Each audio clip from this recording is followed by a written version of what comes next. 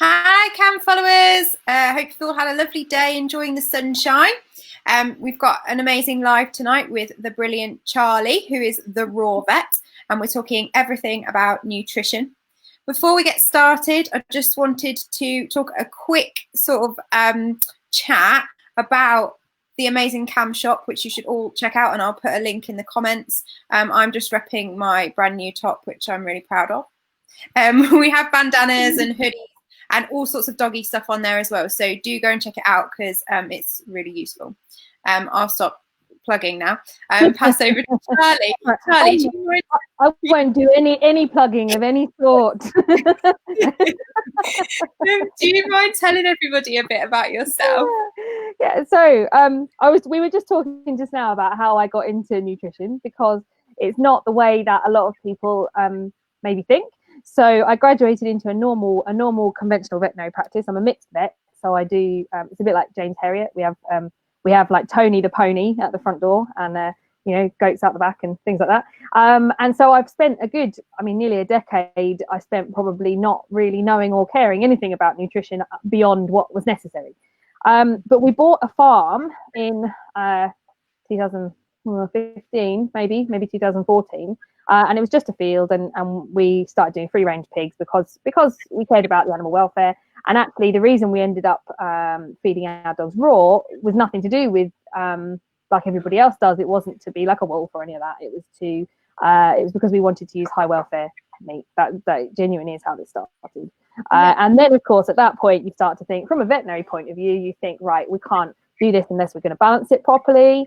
At which point you sort of you start to go on courses, you start to read, you start to learn how to do it, and after a while you realize that it's quite good fun, and maybe not for everyone, but I thought it was quite good fun. And of course then even to the point that we now have dogs. We have 9 dogs at home, and we had a couple of dogs with kidney failure. We've got dogs with arthritis. We have dogs with they're old. We have a lot of old dogs, and stuff happens. And of course the longer you go on, the more disease processes and clinical nutrition you look at. And at some point people started asking me to do it for other people, and it's exploded somewhat into something that it was never exactly intended to be, but now we are a raw pet food producer, but also I do a huge amount of clinical nutrition now. I would say I'm not the name Raw Vet, we chose it because it was catchy, not because I'm anti anything else. I that often so I do raw feed my own dogs, and I do I even run courses and do seminars on using science in raw pet food nutrition. So I do have my own opinions on that, but I'm certainly not, and I will never be, anti everything else.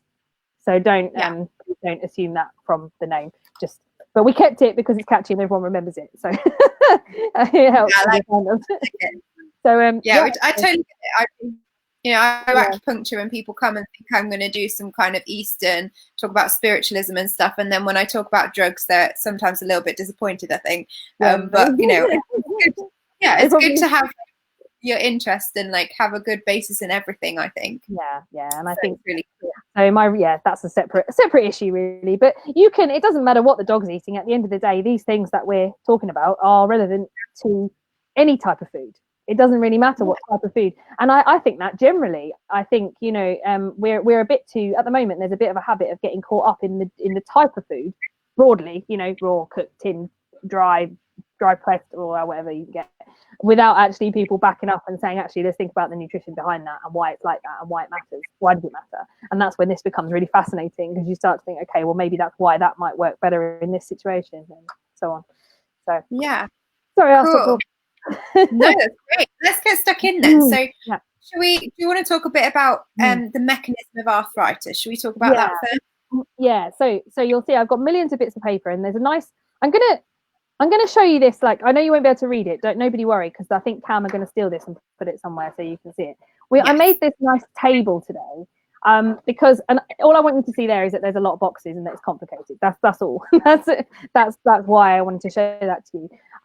You all know, I'm sure almost everybody watching this will know that arthritis is a multifactorial disease, and that you can never just say A causes B causes C causes D, and if I get rid of that then B will stop and C will, it's not that simple. It's like a great big spider diagram.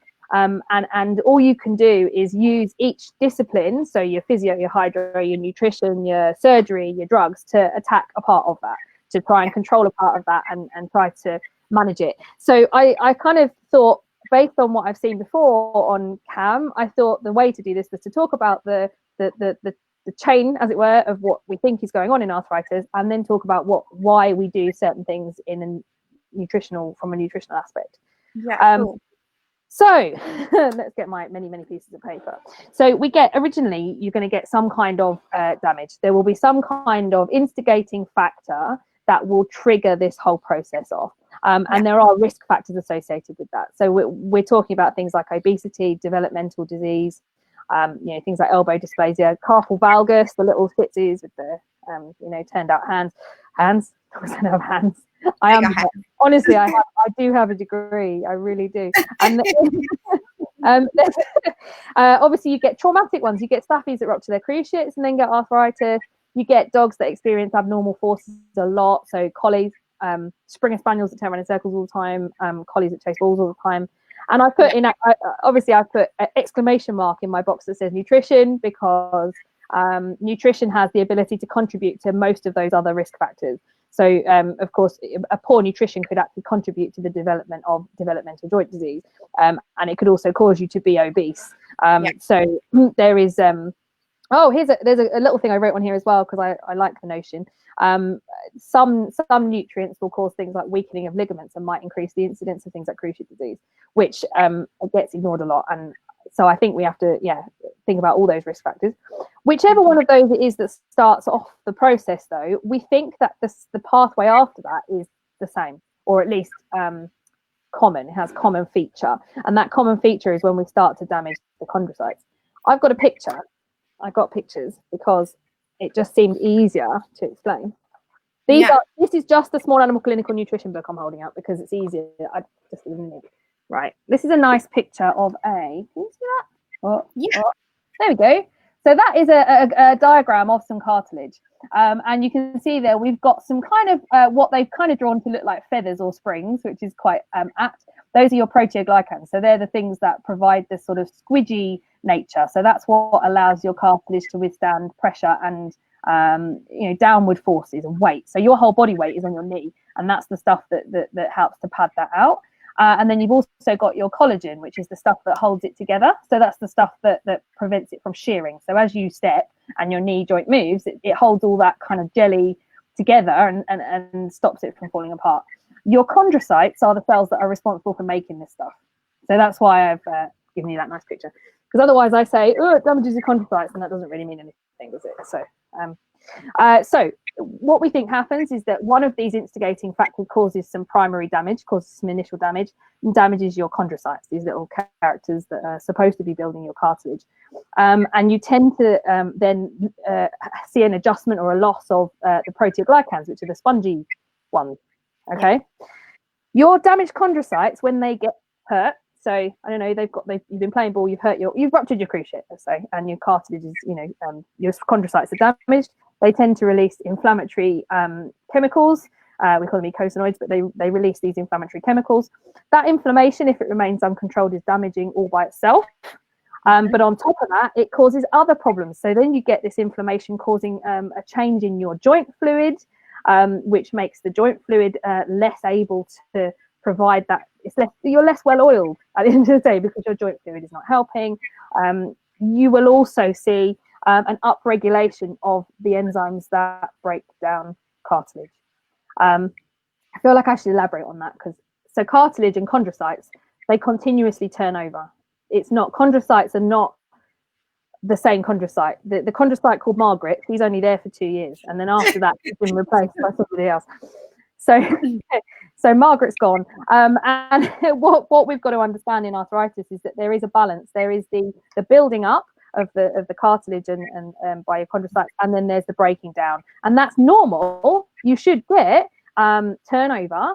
And what is going on when arthritis starts to progress is that there is more breakdown than there is build up.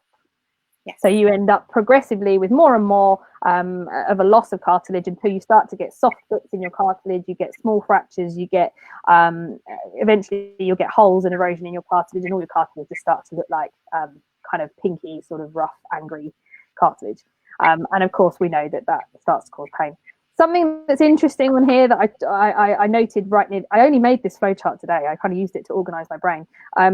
The changes to the underlying bone happen quite late on, so you don't actually you don't see arthritis on an X-ray until everything I've just said has already happened. So that is that's worth considering when you're looking at this. If anybody wants to look at this chart later, the thing to take away from it a little bit is that 90% of this chart, so like, this is weird because I'm doing it backwards, this bit has already happened by the time you know your dog's got arthritis in some cases. If you're not, you know, if you're waiting for an X-ray to confirm it, then that's when you're going to know. Obviously there are other modalities, and there's, you know, quizzes and tests and things you can do, but questionnaire, got to love a questionnaire. It's like we always say, you know, we are always playing catch up when we're trying to manage arthritis, because so much of the disease is already progressed. And I think that what you've already said, talking about what we see on the X-ray, it comes up time and time again. But actually, just because your dog has arthritis, even if it looks mild, it might be an excruciating pain because the cartilage is so badly damaged. Yeah, it's already happened.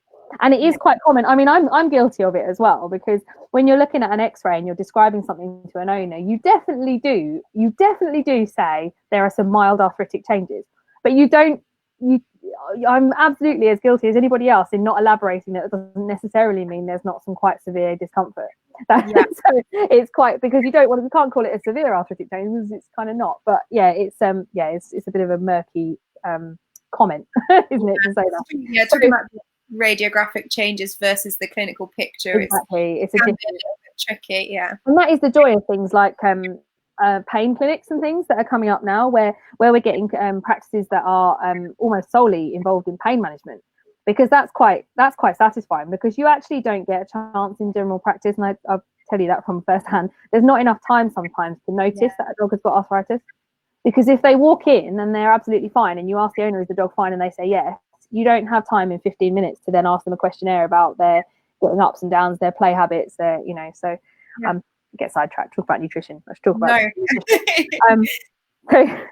I've on this little diagram, the thing that I wrote in capital letters at the end was, we need to tip the balance, and we can do some of that with nutrition. Obviously we do some of that with other things as well, physio, hydro, drugs as well. Drugs play a huge role in that. Trying to tip the balance to be more build up and less breakdown. So cool. I think that's maybe my idiot's guide to arthritis. I'm not a specialist by any means, but that's how I understand it. Well, I think it's clear, and actually sometimes that's what we need. We just need to break it all down and understand who Margaret is and why it's important. Margaret's not going to live long. Sad. So cool. So I mean, that's the area I know a bit about, but here we go. Let's get stuck in. So how do we form a nutritional strategy to fit in with that? What do we do? So what I've done is I've broken this down into each section of my little chart. So I've broken it down into what we can do nutritionally about the risk factors, what we can do nutritionally about the inflammation, the chondrocytes, the proteoglycans. What can we do about each part? Almost everything that I mentioned you will have heard of. It's not going to be there's not going to be any magical powder in here. It's just all the same stuff. But it's just nice. I think a lot of people tend to go to the shop and buy the supplement with arthritis written on the front, and they don't always consider whether it's useful or helpful or the right dose. That happens all the time for the condition their dog actually needs. So hopefully that's what we'll do. So when you've got we've got our risk factors. Developmental disease. Of course, if your dog is A-dashend and it has an inevitable genetic predisposition, I can't stop that. But if you are talking about a growing large breed or a growing giant breed, then we definitely can improve the chances of that dog developing.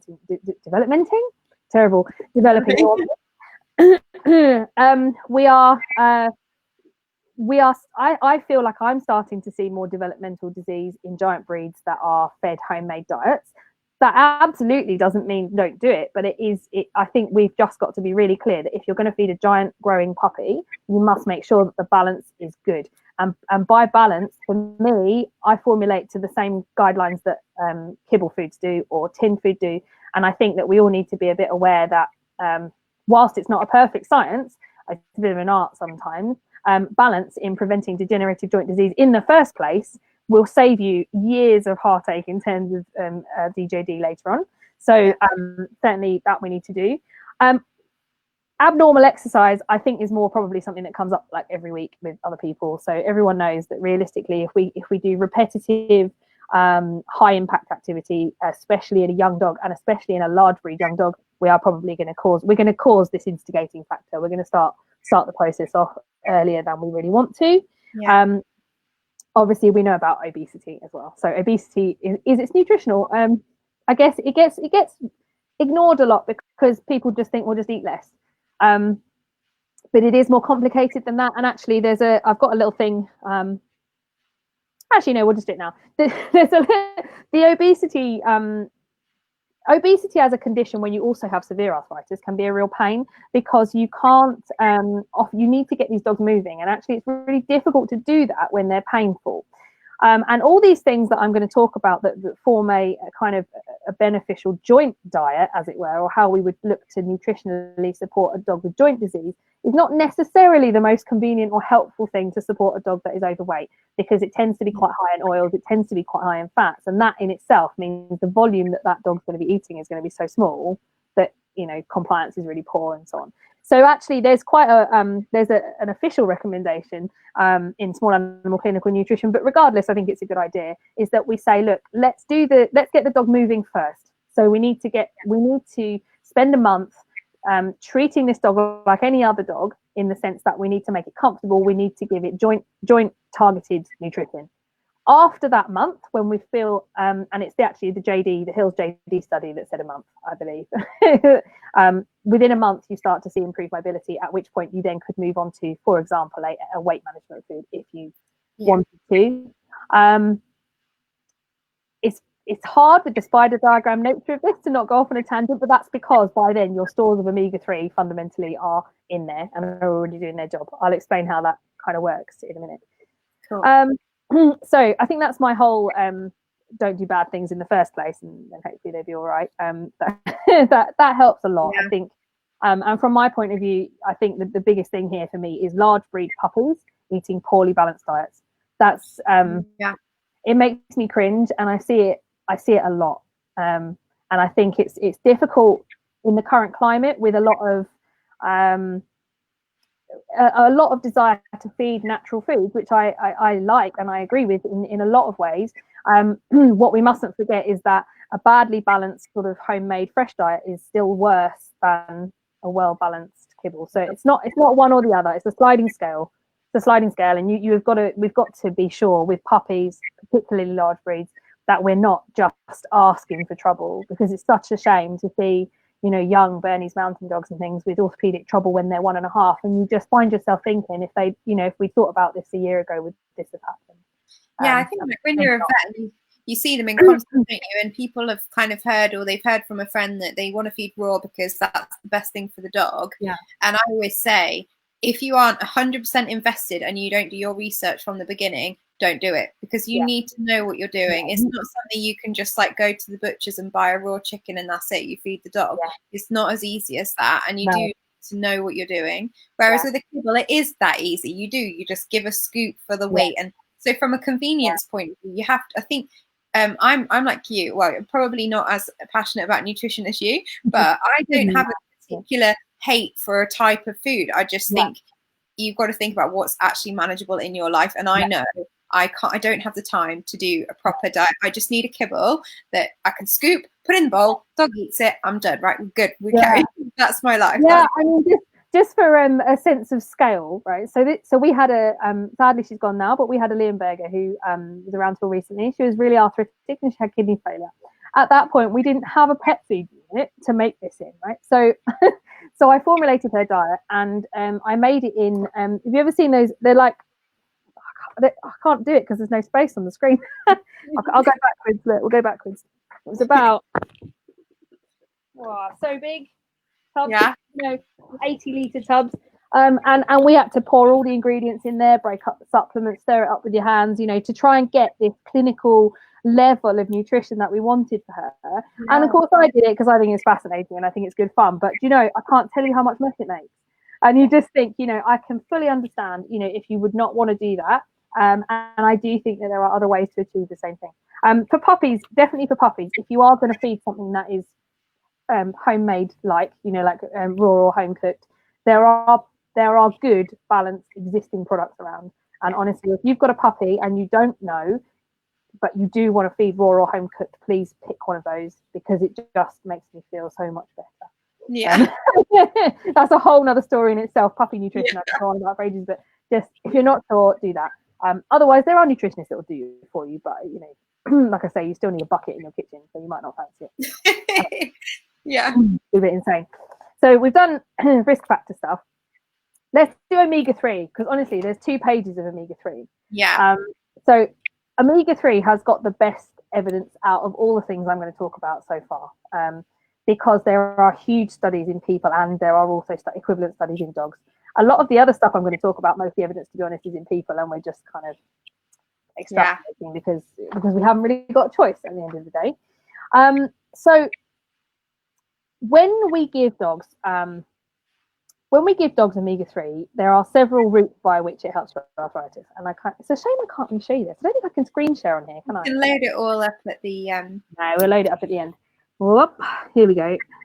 That's my omega-3, and I've got it pointing at all the different things that it affects. So omega-3 will actually, your fatty acids in your body, they follow a chain reaction. So they go in a row, as it were, to try to eventually form their inflammatory compounds. And inflammation is a normal thing. It's normal to have some level of inflammation when it's necessary for a limited time. The issue comes in arthritis because this inflammation doesn't resolve, and persistent inflammation is a problem. So omega-3 does several things. One of the older things, or one of the things that was talked about earliest on, if you give a dog a high level of EPA, then rather than your dog using something called arachidonic acid, that's another one of your fatty acids, arachidonic acid will go through the chain, and one of the pathways it will go via is COX, which everyone's heard of. So, or lots of vets would have heard of. So we've got COX, which is the cyclooxygenase pathway, and that's the pathway where metacam acts and Rimadyl and things like that. That's where they act. They're COX inhibitors of varying types. Omega-3 will replace arachidonic acid in that pathway at the top, and the metabolites, so the end products that come out, are substantially less inflammatory than those that would have come if you had used arachidonic acid. So what happens when you give high doses of omega-3, and particularly we're talking about EPA, is that the cells will use that EPA rather than arachidonic acid for a proportion of its pathways, as it were, and the resulting outcome is that it is less inflammatory. So these inflammatory pathways that are tugging along will produce less dangerous end products, less inflammatory end products. So it will limit the inflammation on site. It does a few other things, though, which are more interesting and have happened a bit later. So lots of people talk about nutrigenomics, which just means that nutrition being involved in gene expression. So your body and your cells, every cell contains a set of DNA, and the way that it is expressed or shown outwardly will vary depending on the chemicals that are sent to it. And EPA will actually slow down, inhibit the upregulation of these chemicals that are breaking down your cartilage. So they're called aggrecans, and the chemicals that break down the aggrecans are aggrecanases. And the EPA will inhibit that upregulation by stopping the cell from writing out what it wants them to do. So it stops it at the level of the RNA. So it will say, no, I don't want that. So you can actually reduce the stimulation. So we're tipping the balance. We're trying to tip the balance a bit. We're saying, okay, my EPA is going to just stop that upregulation a little bit, give the regeneration a bit of a half chance. The other thing that we found is that an overview, a kind of a broad thing to mention here is that inflammation it doesn't just run out. I know this sounds like a thing. Inflammation is an active process, and stopping inflammation is an active process, even within your own body. So you don't get inflamed from the outside, when you stub your toe and it goes red and then it wears off, you think in your head, that's okay, the inflammation's just worn off. But it's not how it works. Your body has to actively say, no, that's plenty now, I'm done. And that process can be an issue in arthritis, is that it just doesn't resolve. And omega-3 actually promotes this resolution of inflammation via a couple of chemicals called, I think, resolvins and protectins, they're called. 2 different chemicals that actually promote the stopping of this inflammatory process. And of course, we know from the little flow diagram we were just talking about that the issue here is that the inflammation doesn't resolve. And we need to be tipping the balance in preference to inflammation resolving. So EPA is brilliant for a start.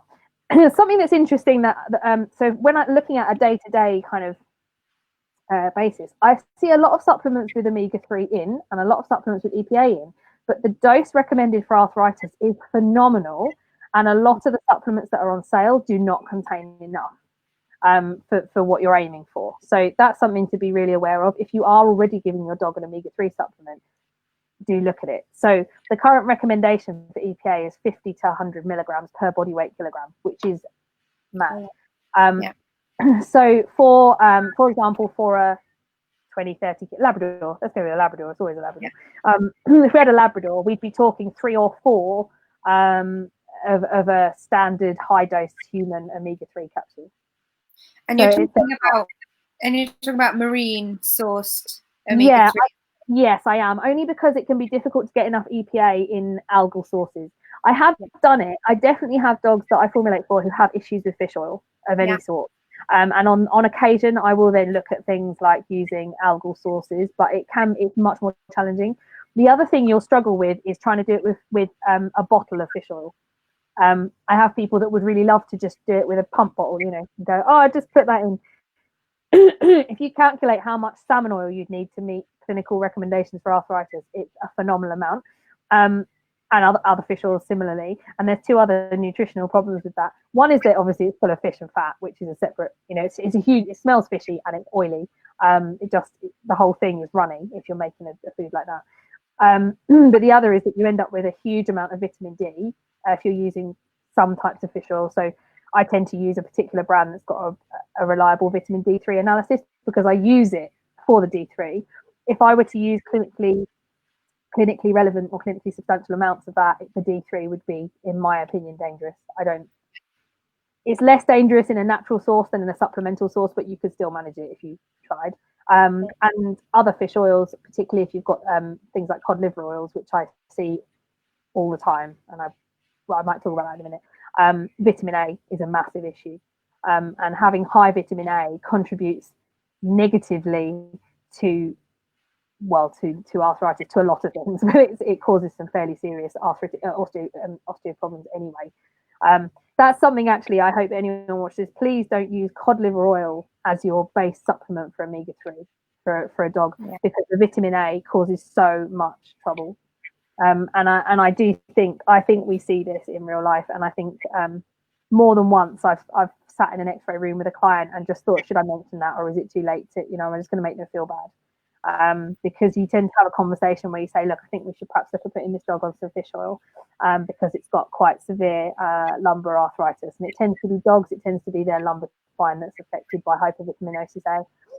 And at that point they say, I already do, I've been giving it cod liver oil every day for its whole life. And that always makes me a bit sad, because it maybe isn't anything to do with that, but it's the potential of vitamin A and cod liver oil to make it so much worse is huge. So yeah, if anybody takes anything home from this, don't do that, because it's a good take-home message in that I think when we talk about supplements, that people assume that they are completely benign and it won't do any damage, and actually you have to be, you need to again do your research and make sure you're giving the right thing, and they're not. You're still putting something in the body that isn't already there. So of course there will be consequences for that. The thing you just mentioned was that about people, how long that lady in this example had been giving the cod. When should you start be giving omega-3s and things like that? Yeah, I mean, the short answer is as early as possible. I think what I'd love for people to be able to do more is to use those questionnaires that look at when your dog is stiff after getting up, when they are playing a bit less, when they take 3 tries before they decide to get up in the car. I think using those questionnaires to decide if there is a problem as early as possible and starting it straight away is a good idea, because the issue with all the nutritional things that I talk about is that they're there to tip the balance between breaking down and building up. If it's already all gone, if there's nothing left and you're already down to the subchondral bone, there's only so much this will do. It can't build you new cartilage. All it can do is slow the progress and hopefully decrease the inflammation and try and stem that unreasonable continuous inflammatory process. And if it's already long gone, if the cartilage is but a island on then it's not going to be anywhere near as effective. So yeah, I think everyone, I think almost everybody watching this is probably, vets wise, definitely will be guilty of not asking enough questions, me included. Yeah, I think it's time, isn't it? It's a time. Yeah, definitely, and it's unavoidable, really, in a lot of ways. So yeah. We've had a question from Reed Jones, who just says, if you do have a dog that has a low calorie requirement, so he only needs 75% kcal requirements, so already borderline achieving adequate nutrients, what's the most densely packed supplements they can get therapeutic levels but with least amount of added calories? Right. I mean, if you're using omega-3, I use capsules. So I actually use can I mention a brand, or is that bad? I don't know, maybe not. It's not my brand. It's not my brand. I currently use a brand called Now, or there's another brand called Metabolics, and both of those companies do a good high EPA DHA capsule. So in that capsule, you've got 1 gram of oil, which is 9 calories. So then you would use maybe 4 capsules a day, which is just 4 times 9. So it's not too bad. I think trying to fill that requirement with oil would be insane because the calorie requirement would just be mad. It might be worth looking at if you are feeding a joint product already. So if you're already feeding something like JD or one of those products, speaking to the company can be really useful as well, because sometimes you don't need as much as you think you do. Similarly, things like, I often get people supplementing fish oil and Yumiga and so on. It might be a way around getting lower calories overall by just kind of streamlining what you're doing. But yeah, I think capsules is probably the easiest thing. I do have powder here.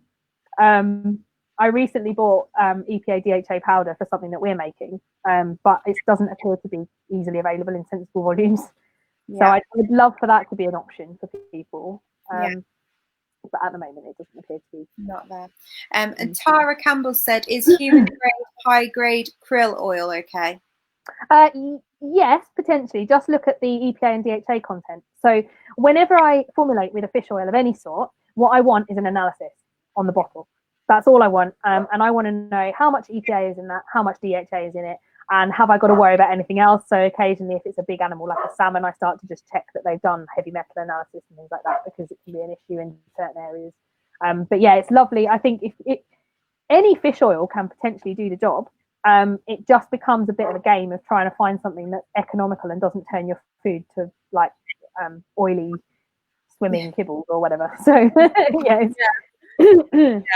My inner GP vet is just thinking, oh God, pancreatitis, when every time you're talking about oil swimming in the food. Yes. It's definitely possible to so we've got some other stuff that we formulated with high omega-3, and it's definitely possible to be careful about the other ingredients that you put in. If you're doing this only really applies to homemade diets, I guess, of any kind. But if you've got a diet that you've had formulated by a vet or a nutritionist that is balanced, you can actually manipulate the other fats to leave room for that. And I find myself doing that a lot with elderly dogs, because I get dogs with arthritis who actually have come to me because the dog has pancreatitis. So then you have to kind of be really careful about your fatty acid balances so that you get enough, but without actually providing overall an excessive amount of fat. It can be done. The more conditions your dog has parallel to, the more associated conditions have, the harder it is. JD the Hills product, and in fact any joint support product at the moment does have this kind of background issue that in order to meet the requirement they do end up being a bit high in fat. Rock and a hard place. The balance, yeah. Rock and a hard place. Slightly off topic, but Sarah's just said, who or where can I get nutrition advice from needed for a dog with gut issues and arthritis? I would highly recommend this great person we know called Charley, the raw vet. It might be worth getting in touch with her to see if she can help your individual. You can email. So you can always email me. The website sends you to the email really easily. There are other places. I'm always quite clear with people that I'm not what they call a board certified nutritionist. So if you are a vet, you can be a GP, which is fundamentally what I am. You can be a certificate holder, which is kind of next step up into a specialism, or you can be a diploma holder, which is a whole different league, where you need to have not only do you do a 4-year residential course, you also need to be continuously involved in developing the field. So you can't just kind of hang out and say I've got one. The issue with nutrition is that there is no certificate level. So at the moment, we just have DP who's really interested in nutrition, which is basically me, and diploma holders, and there's nothing in the middle. So it can be really difficult to decide whether that person in the middle you're speaking to is knowledgeable enough. And there's honestly there's no clear recipe. But yes, I'm happy to speak to you. Failing that, you can also speak to your board certified nutritionist. So if you've got a vet already, you can ask to be referred to a board certified nutritionist. There are I think 3 or 4 in the country, but they will still take referrals at a distance. There are also a few non-veterinary nutritionists that I would trust to formulate for my own dog. The difficulty on a kind of open field of nutritionists is it's very hard to decide between the ones that are good and the ones that are not. So by all means, if you want to email me, I can give you a good link for a list of people that I do trust, so that if you feel you want to go to one of them because I'm just too scatty for you and my hair's bad, then you can go to somebody else instead. I don't like to be biased. I don't like to make you all come to me if you don't have to. That's brilliant. Thank you for that. So I've gone off on one. No, that's perfect. It's me asking questions. I thought we'd try and keep up the questions as we go. So should we go on to some of the other supplements then? Let's. So let's go glucosamine chondroitin, because everybody uses those without fail and without question. So both of those things are components of the, remember we were talking about the squidgy proteoglycans, the stuff that helps you with load bearing, those little springs. They both are a component of those proteoglycans. And what we tend to think in the back of our mind is, oh, we eat it and then it comes out in our joints and makes new sponges. It doesn't. That's not strictly how it works. But it does have positive effects in the joint in theory. There's more consistent evidence for this in people. In dogs, I think we're really not sure yet. But chondroitin stimulates increased synthesis of the proteoglycans. So although it doesn't leak out into your cells and turn into them, but it increases synthesis of those. So like I say, then we're increasing the anabolism, the anabolic phase, trying to get stuff to grow again. It also decreases an inflammatory mediator called interleukin-1. So it does help to reduce inflammation in the joint as well. Glucosamine inhibits the enzymes that are degrading that cartilage. So those the same enzymes we were talking about, the omega-3 inhibiting, glucosamine does a reasonable job of doing that. Something that's worth mentioning is that some forms of glucosamine work better than others. So glucosamine hydrochloride is the one that I would choose if I was going shopping. The other point that I had on chondroitin and glucosamine is that formulating a diet for a dog with arthritis is expensive. From my end, when I'm doing it from scratch, if you have to go and buy all the supplements that we've ever thought of, it's expensive. And if I was going out shopping and I was going to pick between omega-3 and chondroitin and I couldn't afford both, I'd buy the omega-3. Yeah, that's what we would say on CAM. We say that we've got the most evidence for omega-3, and if you're going to spend money on anything, spend money on that, and then maybe choose another modality. If you've got endless money, go for everything. Exactly. There's good studies on safety. There's some quite good safety studies that say it's not going to cause you any harm. So by all means, if you have money coming out your ear holes, please do give them everything you can, because why not?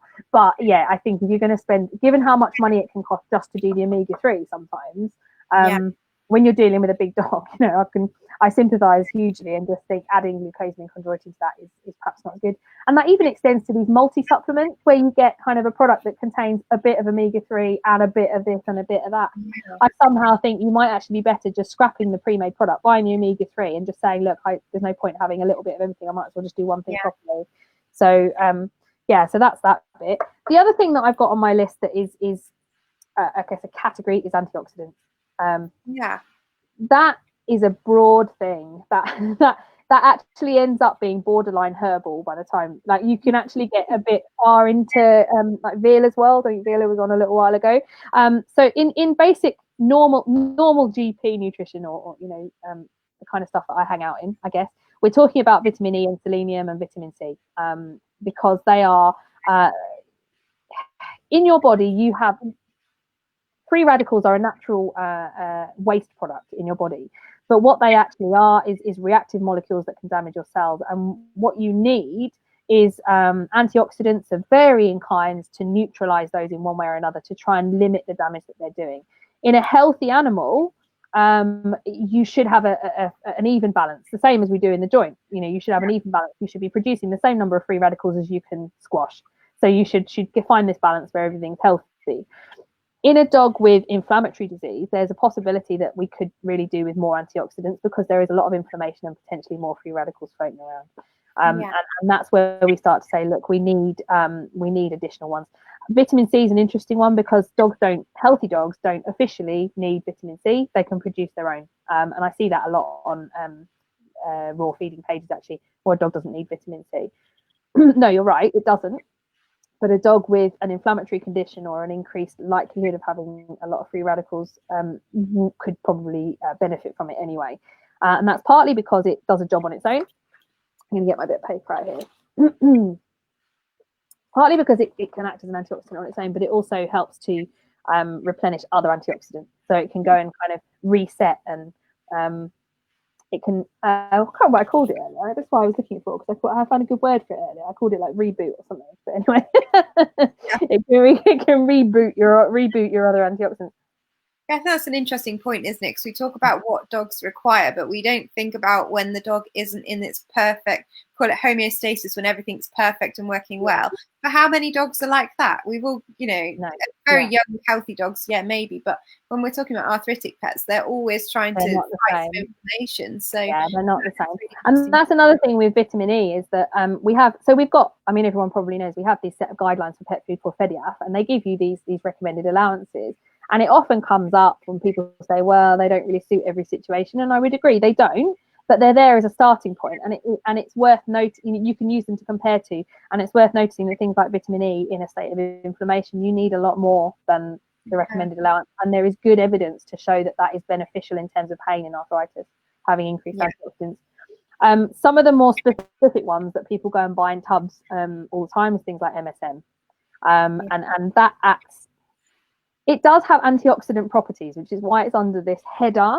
But there's speculation that the reason that it works is because the sulfur is needed for your proteoglycans, for your sponges. And people are speculating, and I have to be honest with you, I didn't find a good reference, so I'm speculating from an intelligent source, but I'm not sure that anyone's proven that this is the case. They're speculating maybe that there is actually a sulfur deficiency that's making it more difficult to regenerate the cartilage in that. So that's why maybe MSM works. But I think MSM, again, they've got good safety studies. So chances are, if you decided to supplement with MSM, you probably wouldn't do any harm. But because there are so many other cheaper, easy access antioxidants, I'm not sure that I would bother. I don't know if that's something that I don't know if someone's been on 2 weeks ago and said you buy it all the time, just ignore me. No. But, to be honest, antioxidants is an area probably not really covered. So let's say you've decided to start doing a bit more supplementation for your pet. Where do you start with antioxidants? What would you add as if I was you, if I was just a normal pet owner in a normal house, I would be looking at things like vegetables, fruit and berries. Because it's so easy, it's cheap, you can use what you like, and it doesn't you're very unlikely to cause a problem. And so you're talking about trying to get, it's the same as people. So there's not many guidelines. There's not many accurate guidelines for how much antioxidants or how much vegetables you need as a dog, except for senior dogs with cognitive dysfunction. They've actually got a fixed recommendation for that. And I tend to sort of assume that, to be honest, given that we're talking about similar processes, degenerative inflammatory processes, I tend to use that as a bit of a base. And what they say is that you need to use at least 5 different types or 5 different colours of vegetables. That's the wrong way. I don't know what's written on my hand. Nothing rude, it's fine. So we try and do 5 different types of 5 different kinds of vegetables. Sometimes we do use things like dried berries, and I know there's a lot of my herbalist friends who would support things like goji berries that are dried, and they also provide vitamin C, which is a double whammy and useful. Be careful you don't overdo things that contain vitamin C. It's fine, but if you fed a huge number of berries, you would just give the dog diarrhea. So just be aware. And in order to make those vegetables bioavailable, what you need to do is to either blend them to an absolute pulp, so you can stick them in a NutriBullet or something and feed them like that, or just cook them a bit, because they don't. A lot of dogs, if you feed chunks of carrot, it just comes out whole. Obviously, then it's not done its job, has it? So, if you wanted to get any deeper into doing very specific kind of powdered antioxidants, things like spirulina and hawthorn and things like that, I honestly think it's worth speaking to a herbal vet about it, because I wouldn't like to. That's why I say it kind of veers into their realm, because it's not something that I have a lot of experience with, and I do think it's probably useful. And there's definitely situations where there are more options than the ones that I'm coming up with. So it kind of slides into their discipline there. So, and I don't think I wrote anything. Oh, rose hips, that's something else that comes up a lot for vitamin C supplementation, but I think you are still better. Comes quite complex. I think also the risk of causing an issue, even though it would be a mild one, the risk when you're using concentrated supplements is far higher. Causing things like gastric upset, it's not worth it. I just waved. Bye. Such a lady. So I think that's my. I'm looking at my diagram here, just checking I've not missed anybody. I don't. What about L-carnitine? L-carnitine. I've mostly seen. I've mostly used L-carnitine in dogs that are obese, where I'm looking to try to improve their lean muscle mass to try and support weight loss. I'll be honest, I don't often include it in diets just for arthritis support. Again, I guess probably because my list of ingredients gets pretty long and I feel a bit bad. So I have my kind of primary list, which is these guys, and I don't often include it. It's got a little tiny chapter in there. It's for animal clinical nutrition, but it is only, but it ends up pretty much saying, okay, well, we use it in weight loss and support of lean muscle mass, and that in itself is beneficial, but maybe not quite as beneficial as the omega-3s and the really highly proven stuff. But open to suggestion on whether I should do that more often, but I don't. So far we get pretty good results, and it's it really is quite nice when you get it right how much difference it makes. I tell you what I didn't remember to do was count my blooming things to do at the end. I'll have to make hang on. I've lost some dogs. Oh, okay, that's fine. Let's have a look what we've got on the questions. So Helen, you give I think she's really lost some dogs. Blackberries and carrots. Tara, you've asked about move. I think in general, comes under the general supplements. Again, it'd be one of those things where it's good to have as an addition, but I wouldn't choose to use that over anything else. Alina, that's all right. I've been there so many times. And they just ran away. Come back, please. Oh, they're like, Mum's busy, quick. That's what mine do. Go on, let's go and steal something. Alina's asked a question. She said she's recently changed her physiotherapist, and a new one has recommended a collagen supplement. What are your thoughts on that?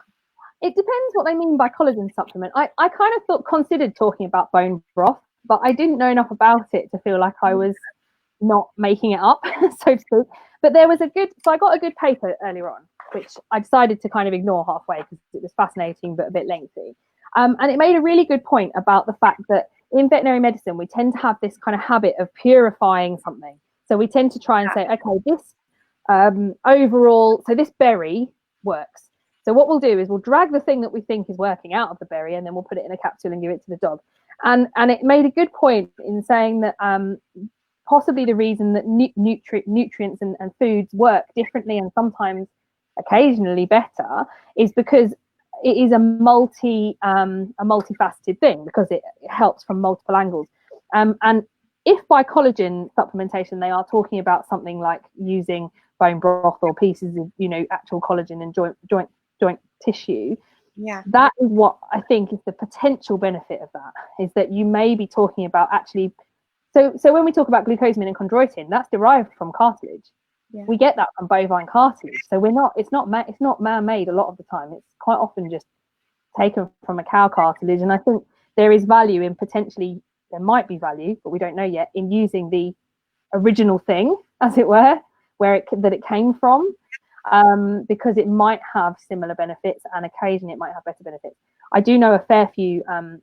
I went to a talk that there's nothing to do with arthritis, but that very much changed my view of some types of herbal treatments, because I sort of became a bit aware that is a possibility, that it may be the fact that using these original items might be better in some cases, and that we're not always seeing that. So I don't see any reason not to do that at all, because we don't even know that chondroitin glucosamine does the job as it is. We're not even sure about that, and I think we're talking collagen, bone broth, that kind of thing.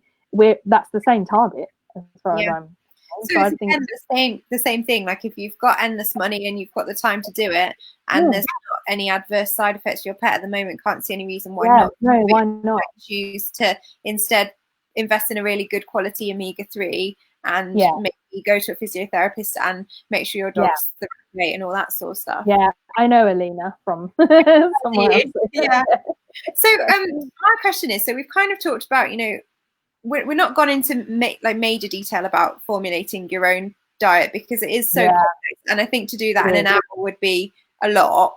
But do you mind just touching on, because there are a couple, the main diet that I've ever used for arthritic pets that comes in a kibble is called JD. So do you mind just talking around that a little bit? Yeah. So at the moment, JD has got the most evidence behind it. So they did the studies where they showed that there was increased mobility, where they had better foot placing. So they at the moment are I don't want to say winning, but they've got the better evidence for it. Yeah, you can't get better than that. You do have some other products, the Royal Canin joint support and things like that do have very similar ingredients. So what they're looking at is crazy levels of omega-3s, and they look at EPA, DHA, and most of them also have flax in them as well for ALA, which is not, there's nothing wrong with that. I don't see any reason with adding as much, because there's two different guidelines. There's the guideline for overall omega-3, which is actually 3.5 to 4%, and then there's the 8 EPA specifically, which is 0.5. And they do both do that. I think the others are yet to show the same kind of clinical data, but I can't see why they wouldn't have the same effect. But yeah, formulating at home is, like you say, it definitely can be done. And I do know just normal pet owners that will formulate homemade diets for their dogs. But when it comes to clinical nutrition, there's a whole lot of other knowledge behind it that determines whether you would want to do it or not. I do think you need to be talking to a vet if you do that for a condition like this. So it just becomes difficult. I do have trouble with dogs on JD getting fat. Yeah. Which is counterproductive. But they did release JD Light, but I'm not sure that that's had the same outcomes for me. I feel like JD, the original JD, had some really impressive clinical outcomes, but actually some of those dogs, particularly the Labradors and things, were getting so fat that it was defeating the object. But I think maybe there's a good argument there for just, again, speaking to a nutritionist and talking about how to manage that, because it is just a case of them eating more than they burn. Without affecting the clinical overall efficacy of that diet. If you reduce it too low, it's not going to do its job. Yeah. So the other question, I guess, is be interesting to just quickly touch on is talking about costings of food, because those diets, it is significantly more expensive. So why is it that much more expensive? So the ingredients that we're talking about, all these things, particularly the omega-3, is phenomenally expensive. So I just give you an off my actual own books example.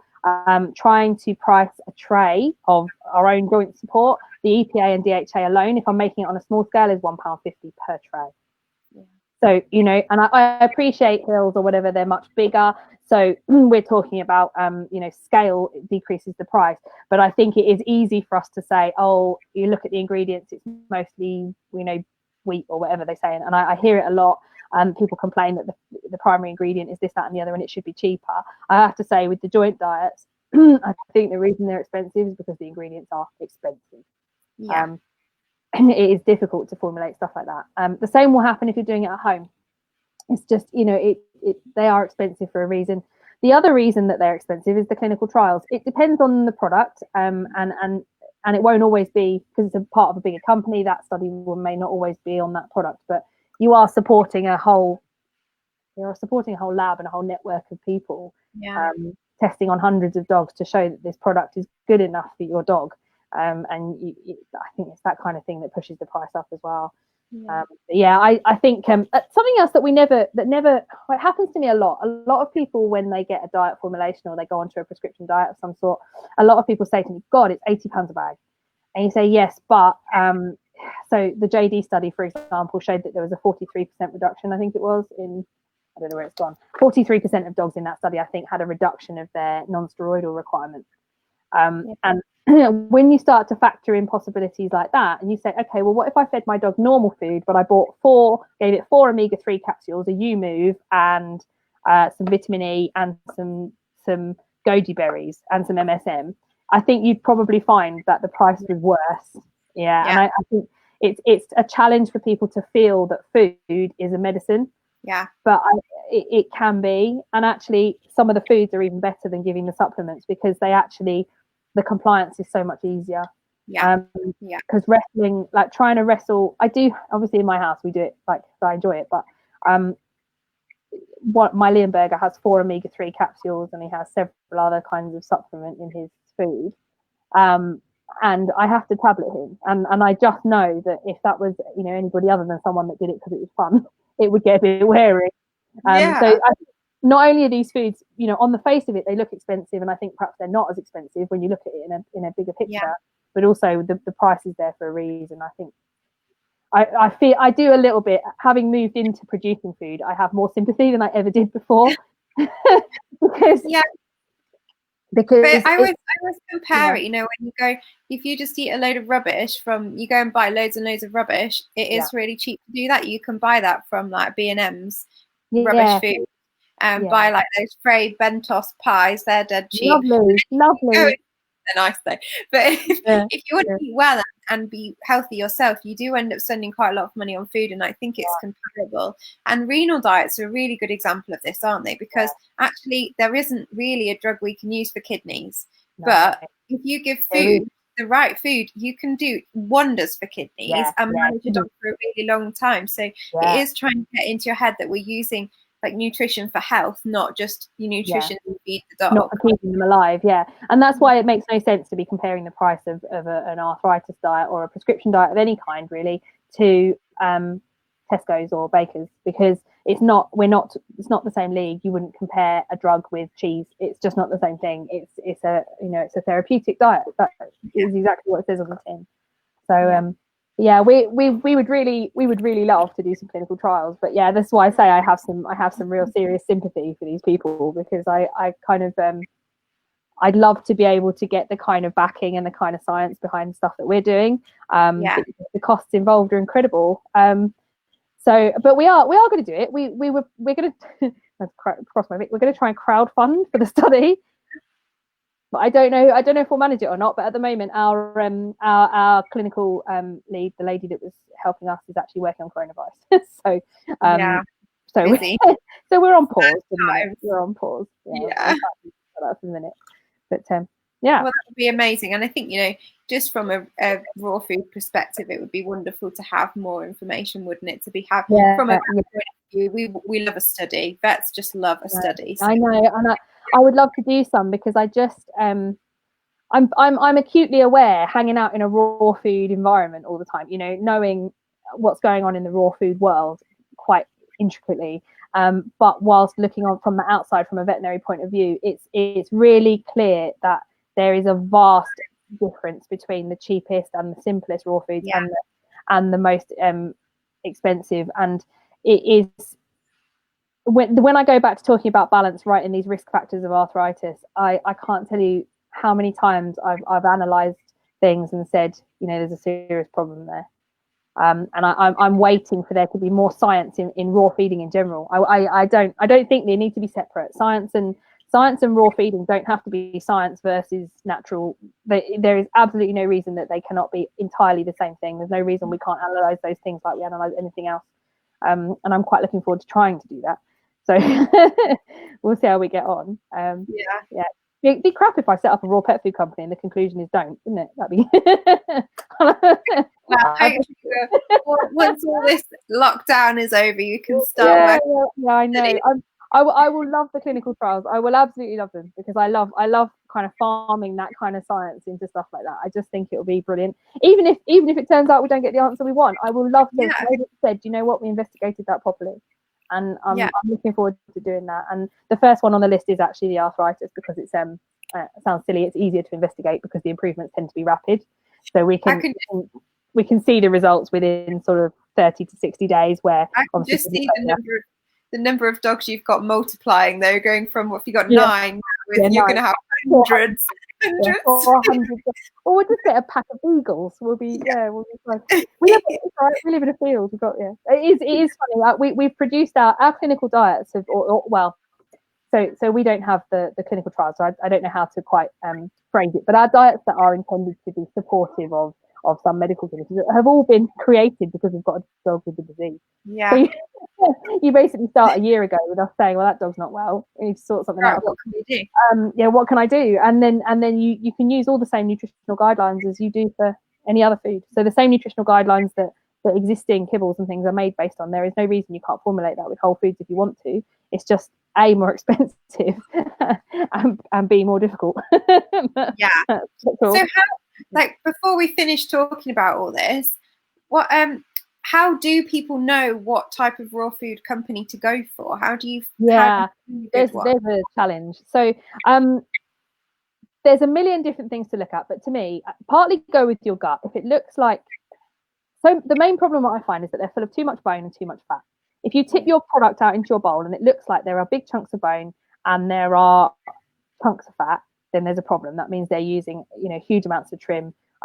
Sometimes I will say to people, give them a call and ask for their nutritional analysis because a lot of companies don't have one. There is a valid point in the fact that people will say, look, it's a natural product. We cannot guarantee an analysis. That's true, but I don't see any reason from the inside. I tell you, I don't see any reason why you could not have an estimated nutritional breakdown so long as you were honest about the fact that you could not guarantee that it was identical. And if you're looking at the back of a label, so if you're just in a shop and you've got 3 lined up next to you, I think the things that I would look for is that a product that's labeled 80-10-10 is unlikely to be balanced. That comes off the off. That's unlikely to be balanced from the off. Look for a source of, if you're looking at a chicken product, you need to look for a source of zinc. So if there is a chicken product that claims to be complete but does not have either some red meat or a source of zinc, it's not going to be complete. Yeah. And you also want to look for a source of vitamin E. So I would prefer personally that it was actually vitamin E. A product with wheat germ oil, at least they're trying. I would not choose that myself, and I think there's better ways of doing it. But I think if they've considered the zinc, the vitamin E, and it's not not made of chunks of fat and bone, you're probably onto a winner. There definitely are. There is a huge variation, and there are definitely companies that I absolutely love and companies that I don't. And I have to say, for me, the biggest thing that riles me is a lack of honesty. And I think if you're not sure, ring them and speak to them. And I honestly, by the end of 5 minutes, you'll get a gut feeling that tells you whether it's a good idea or not. Yeah. And I think that's the thing, is just ring them, because even with very limited knowledge, if you ask an intelligent question and you get a faffy answer, then they don't know. And they should. Really. They should know. And some of them definitely do. Some of them are great. And I don't want to tar everybody with the same brush. There are some lovely companies, but there are also some frightening ones. And unfortunately, at the moment, trading standards I don't think it's registered yet. And now, of course, everyone's a bit busy, with the, that pandemic, In general, so that little thing going on. That inconvenience in the background. But that's the same with all dog food, isn't it? It's not the most regulated of. So it's just something to research into and make sure you're giving a good quality product. Kind of a slight question off this, but whatever product you're giving, what sort of percentage protein should we be giving to dogs at different stages? That massively depends on what gang you're from. So I actually often formulate quite low carbohydrate diets. That's my habit. It depends. So the the official guidelines or the official rules say that actually carbohydrates are very highly digestible, and therefore you really don't need to have a high protein.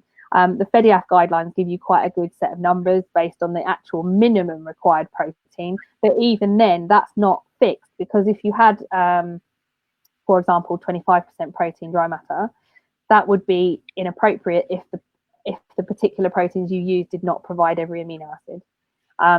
So I mean, I guess for me, in honesty, I probably don't use more than 30% carbohydrates, and if I'm dealing with a dog with a low fat diet, that would leave me sometimes with 60 or 70% protein. I tell you what, I definitely don't subscribe to. A lot of people worry about high protein and behavior and stuff, and I don't have that bone. I don't think that's relevant. I think there's far more going on. That study was disproven a long time ago. I think it's not. I can't really stick a fixed number on it. The FEDIAF gives you. I can give you the actual FEDIAF number, but I can't quite look it up off my head. That's right. The FEDIAF will give you a guideline for overall protein per dry matter that you should be looking for, but it's more important than that, because you will get a cheap product, for example, might be raw or complete, could say 30% protein, but if they've not considered the choice of proteins in that, they've not done what they call amino acid complementation, which is when you try to make sure that you've covered all the amino acid bases with the ingredients you're using. If they've done that inappropriately, you will still get a problem. And actually, quite a recent example of that is the taurine-related cardiomyopathies that have happened with some of the little boutique companies. It wouldn't honestly matter on the label what protein level they had, because the issue stemmed from some of the other ingredients that were interfering with it. So it's not a very clear cut answer, other than that number that's stuck on FEDIAF, which you could follow, as a minimum, I guess, and work around it. No, I think it's good to just have an idea of and an understanding of all the issues surrounding it, really, isn't it? Yeah. No, carry on. Sorry. We did that thing that everyone does on Zoom, where you go, yeah. No, all I was going to say was it does unfortunately pay sometimes, with, especially if you're talking about some of these new products like cold pressed and air dried and freeze dried. It does sometimes pay to be dealing with a bigger company, because they've got the money to do the testing. Do be very aware with these new companies and these small companies, and I know I am one of them, I'm aware of that, but just be aware that bioavailability of things like freeze-dried foods and cold pressed foods, the bioavailability is not as well tested as I think it ought to be in a lot of cases, and that dilated cardiomyopathy issue is just one single example of what could happen. And I'm very aware of that. So I think, keep an eye on what you're choosing. Speak to people, ring them, see if they know. The cardiomyopathy is a heart condition, just for anybody who didn't understand the words we're using there. I always forget what we get into vet spiel. A fair few dogs died, which was pretty sad, and it was really highly nutritionally related. So and it's genuinely a real problem. So we normally do 10 top tips, just to summarize everything at the end. So we'll just do 10, and it's just going to be 10 general tips for anybody with dogs with arthritis. So I will go first. I'm going to do these on the spot because I forgot to do them. It's fine. I haven't prepared 10, so I'll probably get lost halfway through. It's only 5. We've got to do each. Okay, right. I'm on it. It's good. Yeah. Okay.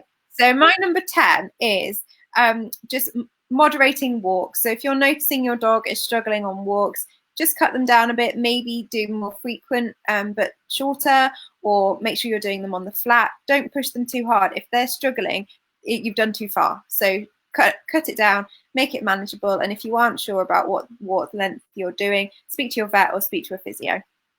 Your number 9. Right. Inevitably, most of mine are going to be nutrition based, which is probably a bit boring. If you have got a giant breed or a large breed puppy, please make sure that you are balancing its diet correctly, whether that is by choosing something that's got large breed written on the front or by consulting somebody that knows, because it will save you a world of expensive drugs when they're older. My number 8 is sometimes when we're out on walks, when you've got an arthritic dog, other dogs can run over, or people aren't very aware of how to behave around them. I would highly recommend getting either one of our cam bandanas, which you can get and pop on your dog, and just something visual on the lead, maybe just to show that your dog is arthritic. There's some brilliant leads that say, I'm arthritic, give me space, or whatever it might be, because there's nothing worse than your dog being bowled over by that really exuberant, lovely puppy who wants to play, but actually it's really not doing your dog any favors at all and will cause behavioral issues. So that's my number 8. It's sad for them as well, isn't it? I think we already kind of did this, and I'm going to put it in anyway. I think if you're going to buy a supplement for an arthritic dog and you don't know what to buy a good quality omega-3 with high levels of EPA. It doesn't necessarily have to be a dog one either, but I think that is definitely my top nutrition tip for osteoarthritis. Yeah, brilliant. My number 6 is going to be if you've noticed signs your pet's changed in behavior, and that could be anything. Could be a recent one we had on Holly's Army was that the dog's more anxious at night, or could be pacing, or could be doesn't want to play. Millions of reasons. Please go and have a chat with your vet, because it's very highly likely that there's some pain going on. So dogs don't change behavior for no reason. They generally change because there's something underlying it. So definitely go and have a chat with your vet. Your number 5? If you're having trouble with the cost of arthritic dogs, I think that's what I was going to say, is that you might genuinely be better off going for a pre-formulated product. Don't assume that buying a whole bucket of supplements is going to be a better idea. I think make sure that you consider using a pre-existing product if finance is going to be an issue, and don't get frightened off by the price of the bag. Yeah. Or the tray. Yeah. I suppose. We've got to show off some of your product too. Yeah. There's a couple of other products that come in trays as well, but I didn't want to assume they're not all dry. Yeah. Perfect. We're on number 4. So my number 4 is going to be that enrichment's really important, and when dogs get older, their lives get a little bit smaller. They're not able to explore as far, and maybe they don't go out with you as often in the day, and all those sorts of things. So don't be afraid to buy toys. Do loads of games with them at home. You can do really, really cheap ones with loo rolls and bags, and you don't need to make it expensive at all. And you don't need to specifically feed, you can take a portion out of their normal food. Maybe a bit harder if you've got very sloppy wet food or meat-based diet, but in general, use a bit of your food and split it and have treats in the day, because that will be really nice enrichment for them. Your number 3? I can't use that. I was going to use one that's basically half yours, but I won't. Same thing on the finance. If you want to give your dog something that might be beneficial to their arthritis, but you don't want to spend any money, then use fruit and vegetables. Use fruit and vegetables, dried berries, to try and increase the number of antioxidants they're taking in. Because the fact is, how much stuff do we throw away every week out of your fridge because you've got too much of it? Just cook it or blend it up and add it to the dog food, because I think we undervalue in dogs, because we're so we feed an awful lot of processed things. I think we sometimes undervalue the value of real antioxidants, and that's so easy and usually is going to cost you no money at all. Yeah, absolutely. My number 2 is to use the It's My Home 2 tool on Cam. We have this great tool where you can go through and work out ways that you can change the home environment to improve it for your pet. Lynn's actually tagged more rugs, less drugs, which is so true. Slippery floors can be a real pain.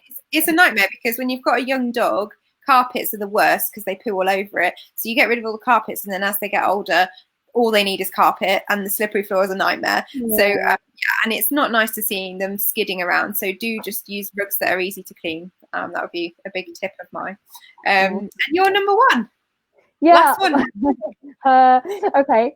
I think we need to take great care as the dogs get older to make sure that they don't gain weight, because it has a huge impact on their arthritis. So, and it's very easy to say, okay, I get it a lot in consults. People say, well, my dog's got an overweight, but it's okay, he's old. And actually, I think the opposite is true. I think we need to be very serious about the fact that getting 5 kilos off an overweight Labrador will vastly improve their mobility and will hugely decrease the pain that they're in. So I think, number 1, don't be fat. Life as well. Manage the weight. Have a life. Yeah, and it's like a cheesy thing to say, but age is just a number. It doesn't mean anything. And if you've got an arthritic dog, you might meet them at 16. But if you do well with management, they can live another number of years. So especially if they're not got any health issues. So exactly. Charley, Thank you so much. I've absolutely loved tonight. It's been brilliant. And thank you to everyone who's been joining in and asking questions and putting comments and things. It's been really, really fun. But you are a brilliant speaker. I feel like I've learned a lot. So thank you. I'm sorry I talk in zigzags. I don't often talk in a straight line, and I openly admit that I definitely don't know everything. Yeah, but we like that. That's what we like. And I think it's nice to be able to talk about food in a non-controversial way that's open for everybody, and especially in terms of management, because I think it's the one we talk about weight and weight management all the time, but it's not often we actually talk about nutrition and the importance of good nutrition. So so I think it's brilliant what you're doing, and we're very pleased for you to be here on cam with us, and for you to have given it your evenings. Thanks for inviting me. Thank you so much for coming, and good night to everybody here. Bye.